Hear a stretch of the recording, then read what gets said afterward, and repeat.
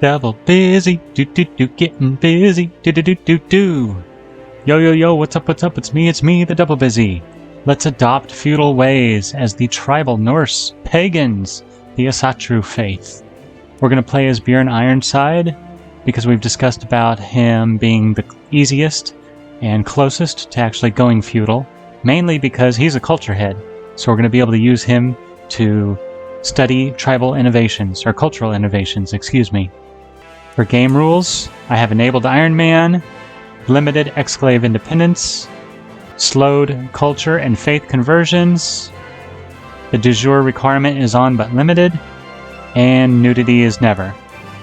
Let's get going. Let's go adopt some feudal ways. And let's name this Adopt Feudal Ways. Start Iron Man.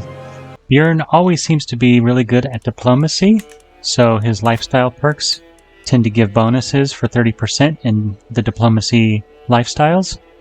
But I got lucky and got the August or August one. Sometimes it'll show up as Hierarch or Diplomat. So if you're wanting to play the exact same way, I would recommend save scumming until you can get the August. Jarl Bjorn Ironside of Upland, one of the most fearsome Vikings the world has ever seen. Bjorn, age 41, has lived a true Norseman's life of adventure. A fearsome raider, he has pillaged across France, Iberia, and Italy, together with his friend Hasting of Nantes. Now, the forces of Scandinavia gather to assault British shores once more. Bjorn and his brothers declared war against the petty king Aella of Northumbria. The sons of Ragnar Lothbrok are invading Northumbria, Mercia, and Wessex, attempting to restore the Danelaw. Bjorn's oldest brother, Ivar the Boneless, rules the Isles west of Alba. His younger brother, Ubba, does not hold any lands and is unmarried, but he is part of the war. The next young brother, Halfdan Whiteshirt of Jorvik, rules from Jorvik, and Sigurd Snake in the Eye of Jylland has stayed home to ensure that his father's lands are well managed. Jarl Bjorn is a brave man, making him an excellent fighter in combat and virtuous to all Asatruans. He is also impatient. He has no time for learning, but he takes action swiftly, which makes him popular among his nobles and his soldiers. He's an honest man, and apparently other rulers and other people throughout the realm appreciate that. He's a charismatic negotiator, so he's good at negotiating peace as well as negotiating war. He has become a novice hunter, and that helps him reduce stress when times are tough. And obviously he is a well-known Viking, a great warrior. His primary title is the Jarldom of Upland, while he also holds the Chiefdom of Upland, the Chiefdom of Södermanland, and the Chiefdom of Gästrikelandia. Beyond that, he has vassalized several other chiefs into his realm. His wife is Chiefess Ileana of Upland, a low-born lass, but very intelligent and a mystic nonetheless. She is calm and able to wait for the right opportunities to make her move, content, so she does not get stressed out easily, and also a brave woman, so she is good at organizing her troops and inspiring them. She is a fortune builder, adept at stewardship and taking care of her husband's realm. Son Eric Bjornsson is also married to Hafgothi Halla of Upland. He is a calm man, very humble, which brings him into good light with the gods, but a bit cynical. He's a skilled tactician and an organizer, so he is exceptionally good at getting his troops to move quickly. His wife is forgiving, not something that Asatruans are used to, but she's also patient and a little bit stubborn. She's willing to outwait anyone, including her husband. She is an astute intellectual, which will be very useful in our efforts to improve our development in our lands and someday achieve feudalism. They have a son, Bjorn Eriksson. Poor Bjorn has a lisp, making it difficult to talk to others. But he is an honest boy, zealous, so he is deeply devoted to the gods, and pretty charming. I have decided that he shall be educated in learning, so that in the future he can focus on the development of our lands and the reformation of our religion, our faith. I have also paired him with Ingolf. Ingolf is a mastermind philosopher, is exceptionally well learned, and that should be a good tutor for Bjorn. Bjorn's daughter, Ingrid, is an exceptionally intelligent and strong woman. She is an elusive shadow, exceedingly good at foiling schemes as well as plotting her own. Bjorn married her off to Jarl Rurik of Holmgarth, forming a very strong alliance in the area. Bjorn knows that he can take more ladies as his concubines, but he is choosy when it comes to his women. Ylva is quick and a giant, and makes an excellent, challenging lover. Poor Christina is too frail for such a fierce and powerful man. After his adventures across the Iberian Peninsula and throughout the Mediterranean, Bjorn is becoming a very famous man. He is head of both his house and his dynasty. He holds multiple counties as well as a duchy. He is a famous Viking, and he has several traits that make him well known around the lands. While Bjorn is also a pious man, virtuous for his bravery, and intelligent enough to have his counselors perform actions to gain him more notoriety within the clergy. He has a little bit of learning, and he's willing to sit down and read a book or study tactics once in a while, and they currently control the holy site of Uppsala. Bjorn used his notoriety to increase his tribal authority, enough to imprison characters who break laws. For the most part, his vassals like him, but some are upset because of his changes that he made to his council. Currently, the laws state that all children, especially particularly sons, shall inherit, and they shall inherit equally. For now, Bjorn is lucky to only have one son. Bjorn has created a regiment of each of the men-at-arms, light footmen, bowmen, and pikemen.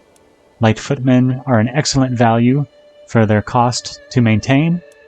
Bowmen are excellent at attacking, as well as countering skirmishers like footmen. And pikemen are particularly useful against cavalry, something that is going to become popular in England and France in the coming years and wars. Bjorn has asked his wife, High Chiefess Eliana, to attempt him in learning and developing the country. He has hired a new Hofgothi, Hala, to gain him piety and notoriety with the gods. He has replaced his chancellor with Chieftain Ivar, who is particularly diplomatic, and he will spread the word of Jarl Bjorn's great deeds throughout the lands. Steward is now Chieftain Svein, who will help develop the counties within his realm. At this moment, they have decided to develop the county of Vastamanaland, because they will get the most progress there. His marshal is Chieftain Rolfr, not the Rollo of Normandy, but similarly named. He has asked Rolfr to find new commanders and train up more knights.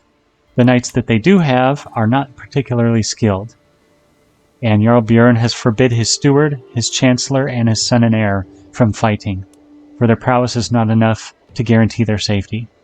Finally, Chieftain Rukelfer is his spymaster, and will protect him while he is away at war. Jarl Bjorn has accepted most of his guests into his court, and has hired Hala to be his court physician. She is a very intelligent lady and should be able to catch on quickly. Jarl Bjorn does not have enough money, and wants to protect his image, so he is not inviting any champions right now. He is at war in the Sons of Lothbrok invasion of Northumberland, so he has told his troops to assemble in Borgholm. They are not nearly as many as his brothers, 5,000 apiece, but they are of superior quality and can do a fine job. In the coming months, more spearmen, archers, and skirmishers will rally to his cause. Jarl Bjorn's first army of Bolgum will be commanded by none other than Chieftain Rickelfer. He is the most skilled and a flexible leader, so he will be good at attacking defenders. He has asked them to ride the ocean to the Temple of Scarborough, so that they may be protected when they land, and have time to assemble. Jarl Bjorn has asked Rickelfer to wait at the Temple of Scarborough, in order for his men to get organized, so that they do not get defeated in battle immediately. Rumors of a small army from the north encourage us to march out and meet them. With some clever maneuvering, we were able to divert the enemy army back across the river and onto some hills, so that we did not have to cross the river in order to attack. Let the battle commence.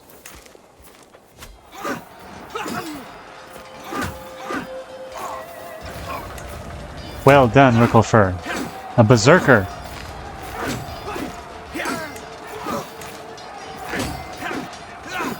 Oh no, poor Sturla.